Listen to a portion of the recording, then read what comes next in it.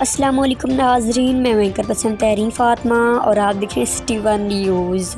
جی خبر شامل کرتے ہیں تحصیل 18 ہزاری کے علاقے واسو آستانہ سے، جہاں پر محفل میلاد مصطفیٰ منعقد ہوئی، جس میں تلاوت کلام پاک قاری محمد عامر شہزاد اطاری نے بہت ہی پیارے انداز میں کی۔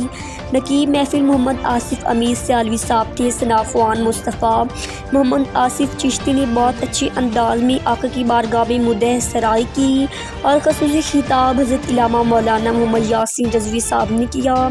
حضرت علامہ مولانا محمد یاسین رضوی صاحب نے آپ صلی اللہ علیہ وآلہ وسلم کی ولادت باسعادت پر روشنی ڈالتے ہوئے کہا کہ آپ صلی اللہ علیہ وآلہ وسلم کی آمد سے پہلے کفر اور جہالت کا اندھیرا چھایا ہوا تھا۔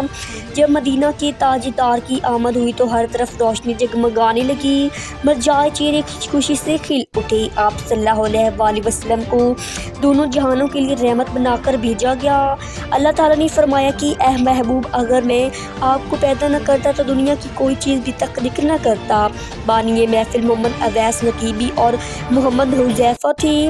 رپورٹ کر رہے ہیں عرفان بشیر، تحصیل رپورٹر 18 ہزاری۔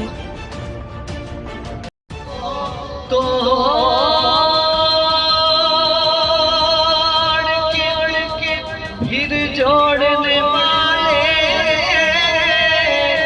آجا،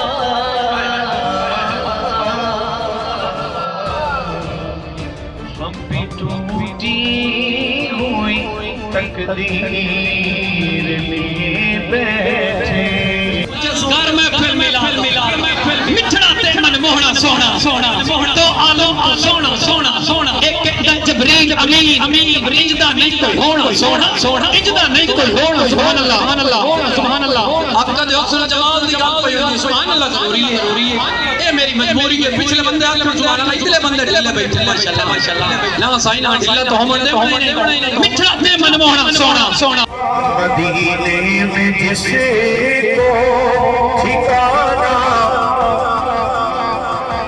جس کا دل چاہتا ہے مدینے دن کرو تو ٹھکانا لگ جائے۔ تمہیں ہاتھ لہرا کے محبت بھلا کے جنت کو کیا